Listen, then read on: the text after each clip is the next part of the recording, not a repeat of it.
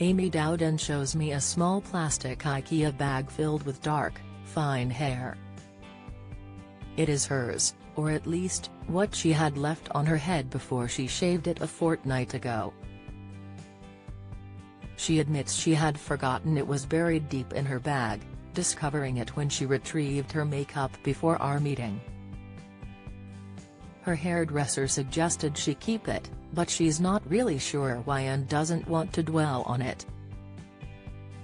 "Maybe I'll chuck it away when we do the Ring the Bell party," says the Strictly Come Dancing pro, mentioning her plan for the end of chemotherapy treatment, when she will fulfill the tradition of ringing the bell in a hospital ward. That should hopefully, without setbacks, be in early November. When we met last week, Amy was about to have cycle 5 of 8. Hair loss was what she dreaded most about chemotherapy when she was old. Following a mastectomy in June, they had found more tumors and she would definitely need it. After being diagnosed with grade 3 aggressive breast cancer just 4 weeks previously, just before her honeymoon with fellow dancer Ben Jones, she had convinced herself she wouldn't. She was initially reluctant to have it, and yesterday in the Mirror spoke of the life-threatening side effects she suffered after her first 2 cycles. Yet losing her hair has remained the most distressing part. It has felt like losing herself. The Welsh, Latin and ballroom champion, 33, explains it started to go 7 days in. "I woke up one morning with quite a lot on the pillow, then I brushed it and quite a lot came out. I was traumatized, crying," she admits. "I would only brush my hair once a day, but I would dread that brush. My husband would brush it for me so I wouldn't see. Then it started going from on top. Ben would hear me crying most nights and come and comfort me. It was upsetting him as well. He hated brushing it. I would dread waking up in the morning, seeing what was on the pillow. It would be in your mouth, a trail being left. It was so distressing. So I saved myself the heartache and took control." That was the decision to shave her head. For a while she couldn't face it, but just before the Strictly launch show she made the decision, quickly messaging friends and family to invite them for a get-together the next day. Assembled around her, they took it in turns with the razor. In a powerful video posted online you initially see Amy's deep distress, but quickly she looks more certain. She recalls, "We had good music on and were trying to focus on that, rise up, don't stop believing, the climb, the whole room trying to lift themselves. At the beginning, I was emotional but it was a really lovely day. It was tough, but I felt empowered. This too will pass, in a couple of months my hair will start to grow back.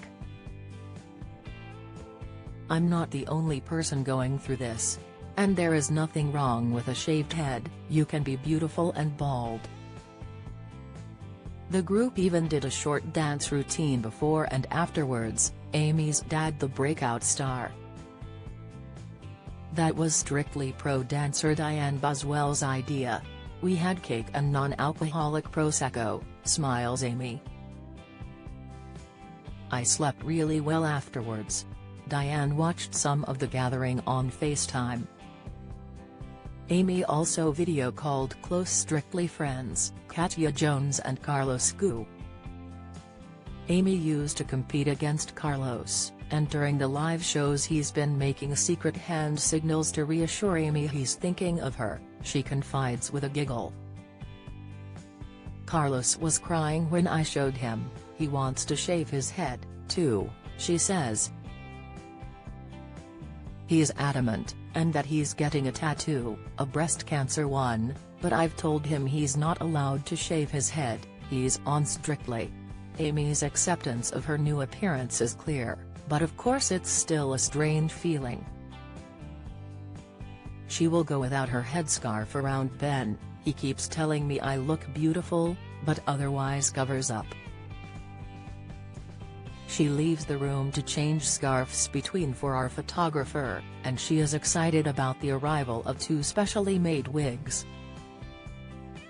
Carlos's Strictly partner, TV presenter Angela Scanlon, has a friend with alopecia who makes wigs, and sensitively suggested Amy might like to visit her. Amy went with her twin sister. It was actually a really fun experience, she says. I tried on a grey one so I know what I'll look like: grey bobs, fringes, long, outrageous ones. I have ordered 2, one is typical Amy, and the other people will have to wait and see. She won't show me a photo. It's like my wedding dress all over again, she smiles. It's a different length and color. It's something I'd never have thought I'd go for. My sister said you have to, and then I FaceTimed Diane and she said you gotta do it, and Katya said you need to get this one. After much cajoling, she will concede there are no similarities to Diane's trademark red hair. The Strictly team has also got her an amazing wig waiting, along with a rail of clothes. She managed to attend the National Television Awards in it, and it's there for whenever she is well enough to join a live show. That almost happened on week 1, but Amy felt too unwell. I'm not getting my hopes up. If I'm well enough for something I will go, she says. There is no pressure from Strictly. Amy hasn't been able to dance properly since her mastectomy, so is reluctant to even think a Strictly routine would be possible this year. When I ask if she's been able to practice even the tiniest bit, she says no blankly. It's clearly devastating. I am missing everything: dancing, teaching, choreographing, performing, she says. My body is changing, I have put on weight, I'm not using the muscles I would normally be using.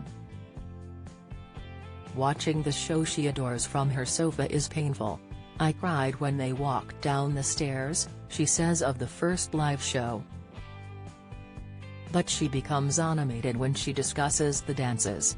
Her passion is undented, and now she has met the celebs, she raves about them all.